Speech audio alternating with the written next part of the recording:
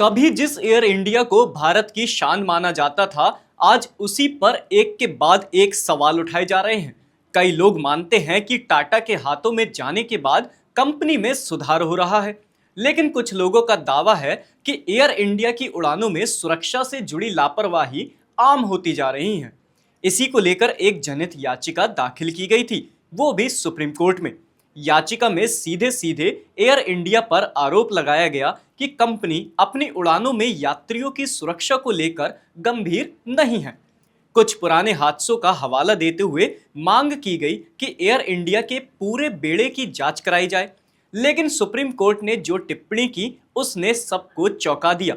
नमस्कार, मैं एकाग्र गुप्ता और आप देख रहे हैं the Hindi top. Supreme court ने इस पीआईएल पर सुनवाई करते हुए बहुत स्पष्ट और सख्त शब्दों में कहा कि यह साफ दिखाई दे रहा है कि एक विशेष एयरलाइन यानी एयर इंडिया को टारगेट किया जा रहा है। कोर्ट ने सवाल उठाया कि अगर सच में यात्रियों की सुरक्षा की बात है, अगर वाकई नियामक तंत्र यानी रेगुलेशन सुधारने की जरूरत है, तो बाकी एयरलाइंस के खिलाफ कोई आवाज क्यों नहीं उठी? क्या इंडिगो, स्पाइस जेट, गो फर्स्ट जैसी अन्य कंपनियों में कोई तकनीकी खराबी नहीं आती? क्या बाकी एयरलाइंस में उड़ानें देरी से नहीं उड़ती? कोर्ट ने कहा कि ऐसा क्यों लगता है कि याचिकाकर्ता की मंशा निष्पक्ष नहीं है, बल्कि किसी कॉम्पिटिटर या राइवल एयरलाइन के इशारे पर यह याचिका डाली गई है। दरअसल याचिकाकर्ता ने पीआईएल में साफ तौर पर लिखा था कि एयर इंडिया की एक फ्लाइट A171 जो अहमदाबाद से उड़ान भर रही थी, उसमें एक तकनीकी खराबी आई थी और यात्रियों की जान खतरे में पड़ गई। इसी हादसे के बाद उन्होंने मांग की कि एयर इंडिया के सभी विमानों का इंटरनेशनल लेवल पर सेफ्टी ऑडिट कराया जाए। साथ ही उन्होंने कहा कि डीजीसीए यानी directorate general of civil aviation को एक पारदर्शी रिपोर्टिंग सिस्टम लागू करना चाहिए, जिससे हर सुरक्षा घटना सार्वजनिक रूप से सामने लाई जा सके। इसके अलावा उन्होंने मांग की एयर इंडिया की जिन उड़ानों में यात्रियों को नुकसान पहुंचा है, उन्हें अंतर्राष्ट्रीय नियमों के तहत मुआवजा दिया जाए। लेकिन सुप्रीम कोर्ट ने याचिकाकर्ता की इन मांगों को एक तरफा बताते हुए कहा कि यदि वाकई आपका मकसद एयरलाइनों में सुधार लाना है, तो फिर सिर्फ एक ही कंपनी को क्यों निशाना बना रहे हैं? कोर्ट ने कहा कि एक हादसे को आधार बनाकर पूरी कंपनी के खिलाफ एक अभियान चलाना न केवल गलत है, बल्कि ये एक खतरनाक मिसाल भी बन सकता है।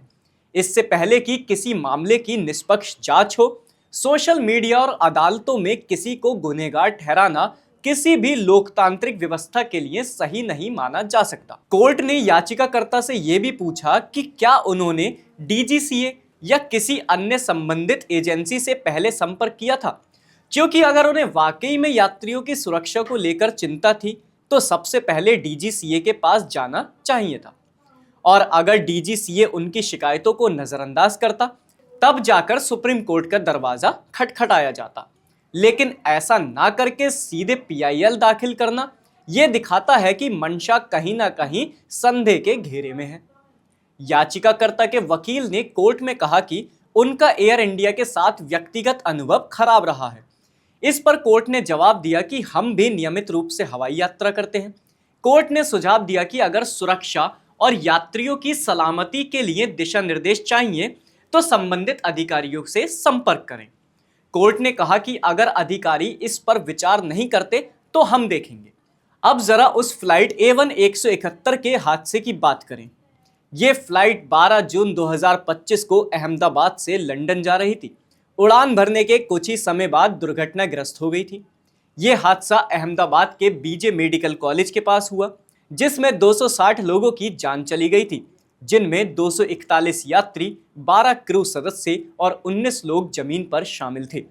भारत में एविएशन सेक्टर वैसे भी तेजी से बढ़ रहा है, लेकिन इसके साथ ही तकनीकी खामियां, फ्लाइट्स का लेट होना और दूसरी दिक्कतें भी बढ़ी हैं। और ये सिर्फ एयर इंडिया तक सीमित नहीं है। आए दिन सोशल मीडिया पर इंडिगो, स्पाइस जेट या अन्य एयरलाइन से जुड़ी शिकायतें आती रहती हैं। कभी यात्रियों से बदतमीजी, कभी खाना खराब, कभी उड़ान रद्द। समस्याएं सब जगह हैं। तो फिर सवाल उठता है कि पीआईएल में सिर्फ एक एयरलाइन को क्यों निशाना बनाया गया? कोर्ट ने इस याचिका पर सुनवाई करते हुए एक और अहम बात कही, वो ये कि अगर आपको किसी फ्लाइट से कोई निजी शिकायत है तो कंज्यूमर फोरम में जाएं, वहां आपको इंसाफ भी मिलेगा और मुआवजा भी। लेकिन पीआईएल एक ऐसा हथियार है जिसका इस्तेमाल सोच समझकर और पूरे समाज की भलाई के लिए किया जाना चाहिए। यहां ऐसा ना लगे कि यह याचिका किसी छिपे हुए एजेंडे के तहत डाली गई है।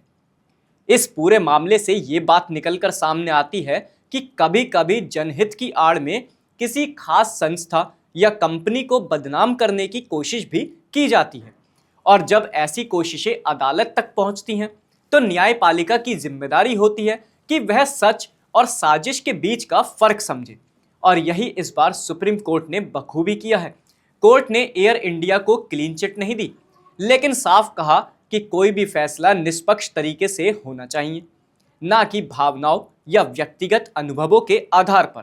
आज जब भारत आत्मनिर्भर भारत के लक्ष्य की तरफ बढ़ रहा है और जब एयर इंडिया जैसी कंपनियां निजीकरण के बाद खुद को बेहतर करने की कोशिश कर रही हैं, तब उन पर लगे आरोपों की जांच तो जरूर होनी चाहिए, लेकिन वो जांच निष्पक्ष होनी चाहिए, ईमानदार होनी चाहिए और पूरे एविएशन सेक्टर के लिए होनी चाहिए, ना कि किसी एक कंपनी के खिलाफ व्यक्तिगत बदले की तरह।